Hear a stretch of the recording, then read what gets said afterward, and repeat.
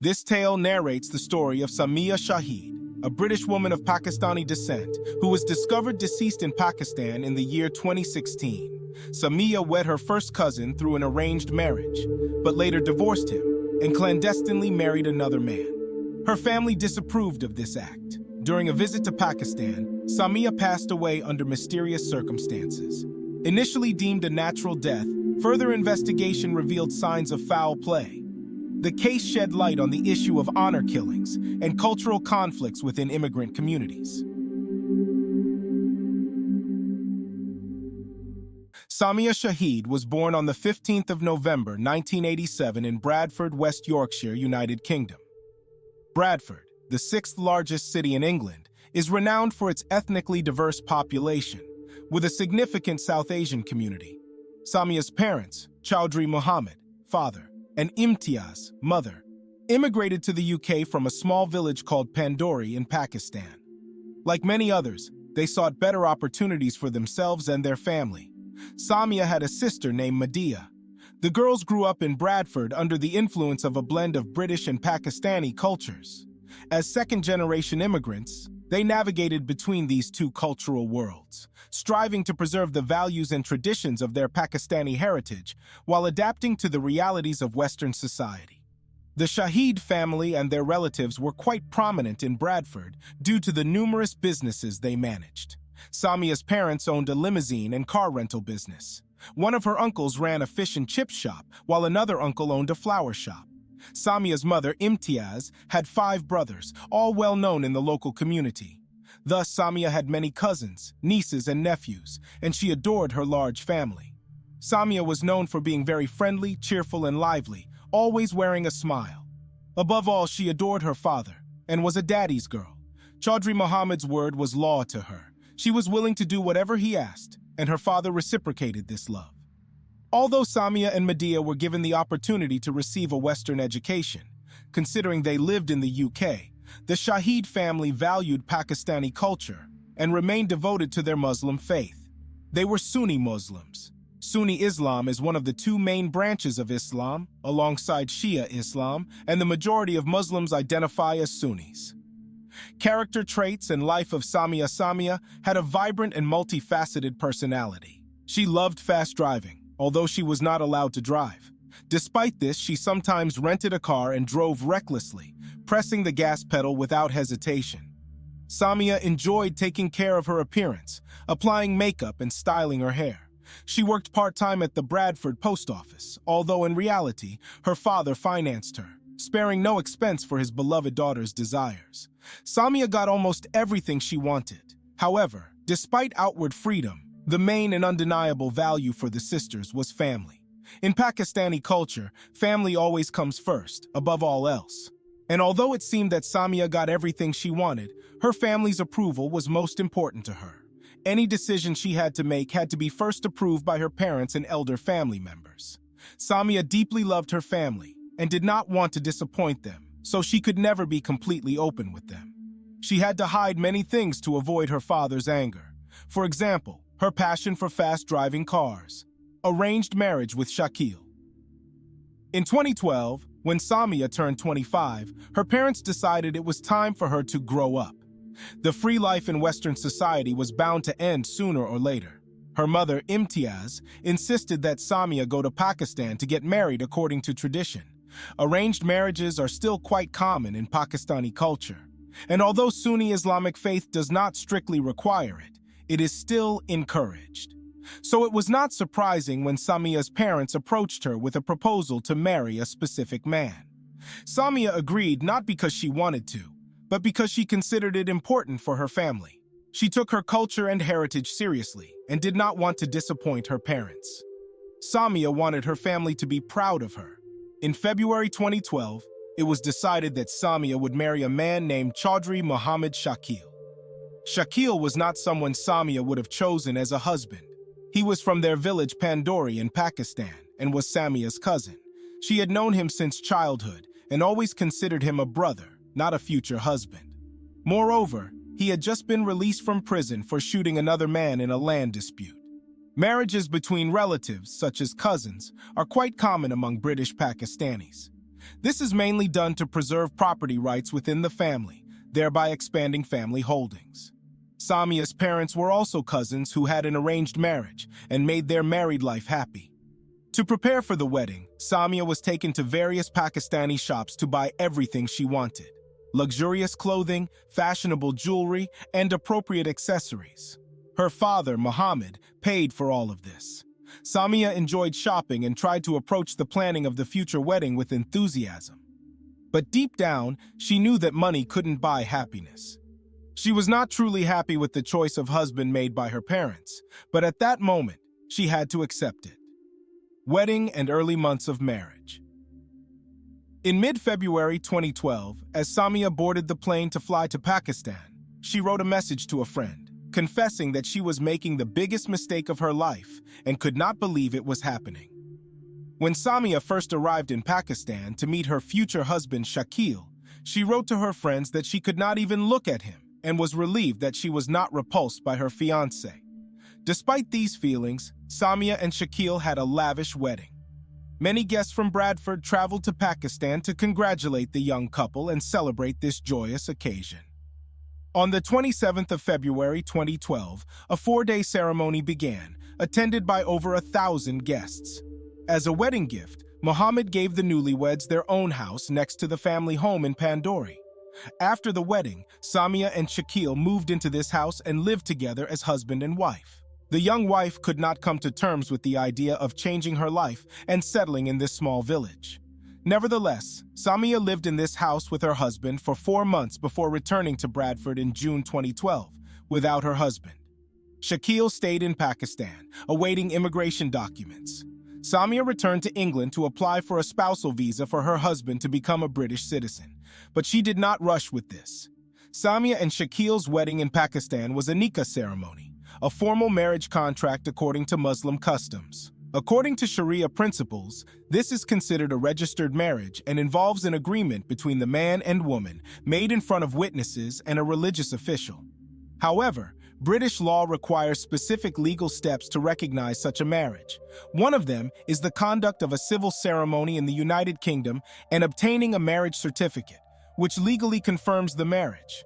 Therefore, a marriage was not considered legitimate in another country without official documentation. Marital dissatisfaction. Upon returning to the United Kingdom, Samia's friends noticed a change in her behavior. It was evident that she was concealing her distress from her parents. Samia became nervous and agitated when discussing her husband, Shakil. She felt that he was constantly monitoring her. Despite being in another country, Shakil insisted that she call him daily via video chat on Skype and maintain communication throughout most of the day. The young wife felt trapped, and in August sent a voice message to a friend saying she wanted to die, hated her life, and no longer wanted to be Shakil's wife. On the other hand, her relatives claimed that Samia boasted to everyone in Bradford about her lavish wedding and claimed to be happy in her marriage. Otherwise, why would she voluntarily fly back to Pakistan to Shakil if she was unhappy? These conflicting accounts indicated that the marriage was not as smooth as it seemed. After 6 months of living with her husband in Pakistan, Samia returned to the United Kingdom. This time her friends saw the old Samia, cheerful, happy, smiling, and sociable. But there was a reason for this. The young woman told her friends that she'd met a man named Syed Mukhtar Kazim, whom her friends called Ali. Meeting Ali and the secret second marriage. Ali was also from Pakistan, but had British citizenship and worked in Dubai. They initially met online and became friends. Then they met in person in London in October 2013 and immediately felt a mutual attraction. Ali embodied everything Samia wanted in a husband. He was loving, caring, and kind. He understood her perfectly, and his feelings were mutual. Samia told Ali about her current situation, how she had married someone she considered a brother, and who controlled her. Ali could not understand how a loving father could turn his own daughter into an object for sale or exchange. Samia knew she wanted to be with Ali, spend her life with him, have children, and grow old together. For this, she needed to divorce Shakil. She could not divorce through a British court as their marriage was not registered under British law. Samia and Shakil married under Sharia laws, so they had to divorce according to Muslim customs. In May 2014, Samia asked Shakil for a divorce, but he refused. According to Sharia principles, for a marriage to be valid, both the bride and groom must give mutual consent. If it turns out that one of them agreed to the ceremony under any physical, financial, psychological, or emotional coercion, the marriage can be considered forced and annulled. Samia approached the Islamic Sharia Council of the United Kingdom. She also converted from Sunni to Shia Islam, a branch of Islam Ali followed. She then visited a mosque to speak with a spiritual leader. Under oath, Samia told him that her first marriage was forced, entered into without her free will and under family pressure. After receiving this information, the cleric wrote to Samia's husband, asking for his version of events. But Shakil refused to discuss their marriage, leading Mr. Kazmi, who handled the case, to declare Samia and Shakil's marriage invalid. Several friends were with Samia when she signed the divorce papers. At that time, her family did not even know what was happening. This was strange considering she lived in her parents' house in Bradford. Soon, Samia and Ali planned and organized their own wedding day. They secretly married in September 2014 in Leeds, with only a few friends present to help the couple prepare for the ceremony of the two lovers. The Nikah ceremony was conducted by the same cleric, Mr. Kazmi, who granted her divorce from Shakil. Samia and Ali's wedding day was a joyful one. The bride confessed to a friend that she felt like a princess and truly radiated happiness. The couple also registered their marriage at the registry office of the United Kingdom. Conflict with the family. Shortly after this, in October 2014, when Samia was walking down the street with her cousin, she was attacked by some men in an alleyway. Strangely, only Samia was injured. She was beaten on the legs with metal sticks. It was evident that the attack was premeditated, and the victim was chosen not by chance. The girls immediately reported the attack and injuries to the police. Samia's legs were covered in red and purple bruises. This attack was likely orchestrated by people who knew her family and was probably related to her marriage to Ali. The secret had apparently been revealed. At that time, her new husband was supposed to return to work in Dubai, and his young wife stayed in Bradford, waiting for a visa to join him later. It seems the Shahid family learned about the attack on their daughter from a phone call when she called her parents from the police station. But instead of support, she faced a barrage of insults. The police heard the entire conversation, while Samia's mother, Imtiaz, was unaware that others were listening. Samia did this intentionally to show the police the toxic environment she had been living in recently. She felt like a prisoner in a house where she once was happy, enduring unpleasant words from people she loved more than life. Samia's parents only found out about her divorce from Shakil in May 2015 and strongly disapproved of her actions. At least until then, they did not voice their suspicions aloud. They claimed that the divorce was invalid because the Islamic Sharia Council had no legal authority in the United Kingdom or Pakistan. Therefore, in their opinion, Samia was still legally married to Shakil. Her mother expressed the most dissatisfaction. Imtiaz repeatedly shamed her daughter, telling her to be ashamed and not disgrace the family. Moving to Dubai and life with Ali. When Ali returned to Dubai, he hoped the situation would calm down. However, the couple knew they would never be safe if they stayed in Bradford. Family disapproval could lead to tragedy. There are many stories of honor-related crimes. Fortunately, Samia received a visa to move to Dubai that same month. Several friends helped her secretly buy a ticket and prepare for departure. Once the documents were ready, Samia boarded the plane and flew to Ali the next day. It was a difficult decision, considering how much she loved her family. But for the first time, she went against her loved one's wishes for her own happiness, hoping this sacrifice would be justified. As soon as Samia left for Dubai, her parents reported her disappearance to the police. The family simply could not accept that she had made her own choice and ignored their opinions. When they learned about their daughter's secret marriage, they considered the second marriage fictitious. They went to the Shia mosque priest, Mr. Kazmi, demanding explanations. They refused to listen to any reasonable arguments and equated their daughter's relationship with Ali to adultery, believing that under Islamic law, she was still married to Shakil. The Shahid family even went as far as threatening the priest for assisting in Samia's sin. Mr. Kazmi informed the police of the threats, and the authorities gave him some safety advice. During that time, Samia was incredibly joyful in Dubai. She cherished a carefree, liberated life filled with love. She drove, cooked, and was deeply enamored with her husband Ali. Samia openly shared her happiness on social media. They couldn't wait to become parents. Samia yearned to have a child and become a mother as soon as possible. Simultaneously, she couldn't let go of her family and desired to exist in both worlds, in Bradford and Dubai. Samia always dreamt of raising her future children in the United Kingdom. She wanted them to become British citizens. She spent almost her entire conscious life in England, surrounded by a large family, and couldn't imagine that the tension between her and her loved ones would last a lifetime. Almost every day, Samia spoke with her parents, trying to convince them that she was not at fault and simply wanted to be happy. Every moment of her marriage to Shakil was burdensome. She wished for her parents to love Ali as deeply as she did and accept her choice. Above all, Samia dreamed of seeing her father with Ali, but unfortunately, her dreams were not destined to come true. The fatal trip to Pakistan. In June 2016, Samia learned that Shakil's mother, her aunt, had passed away. Samia was deeply saddened. She loved her aunt and wanted to travel to Pakistan for the funeral. However, she knew the trip would be risky and dangerous, especially since many, including Shakil's relatives, believed she had disrespected them and brought shame to the family. Ali advised against going, and she agreed it was better to stay in Dubai. Samia's father, Mohammed, was also struggling with health issues. He suffered from diabetes.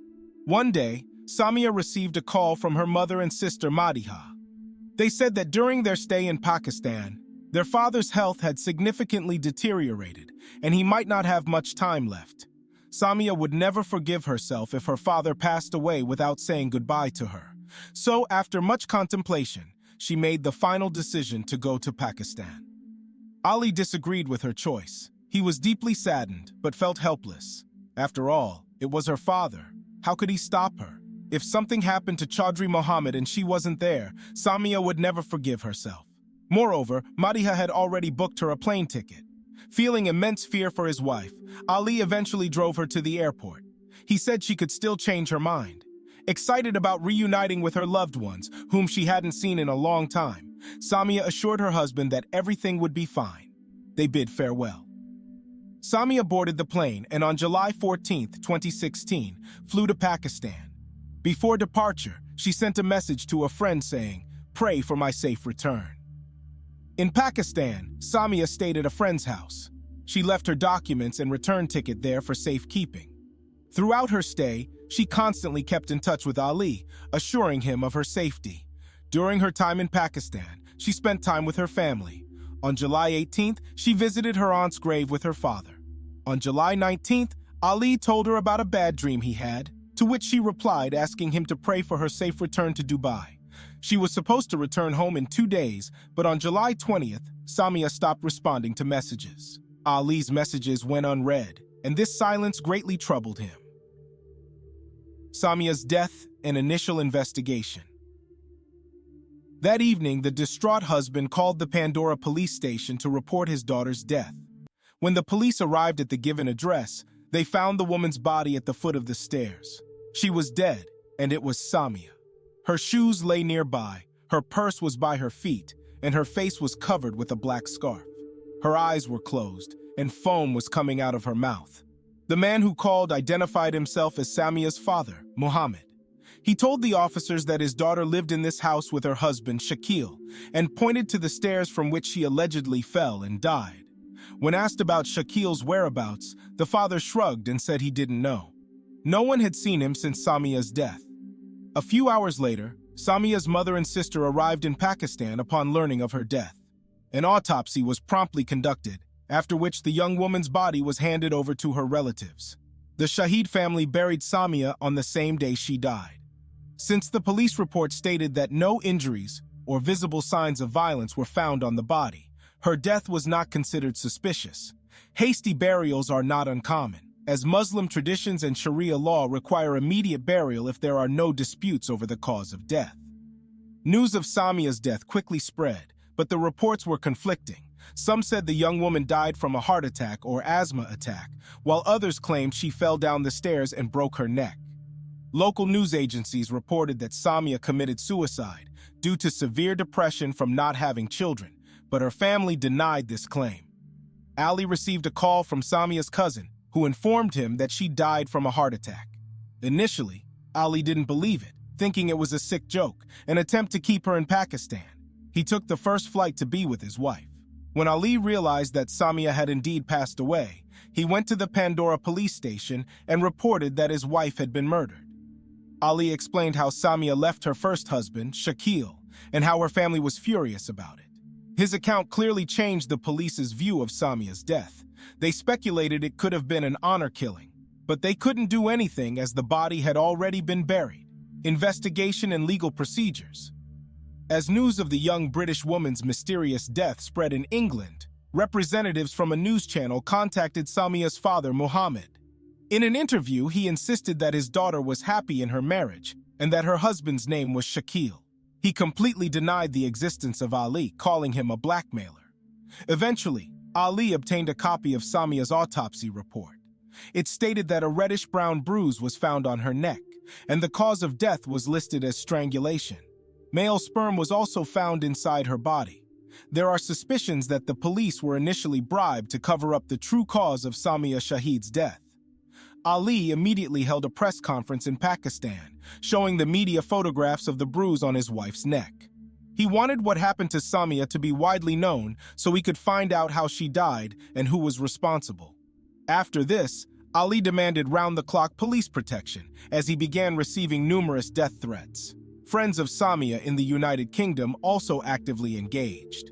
They reached out to a member of parliament from Bradford, Nas Shah, through their acquaintances.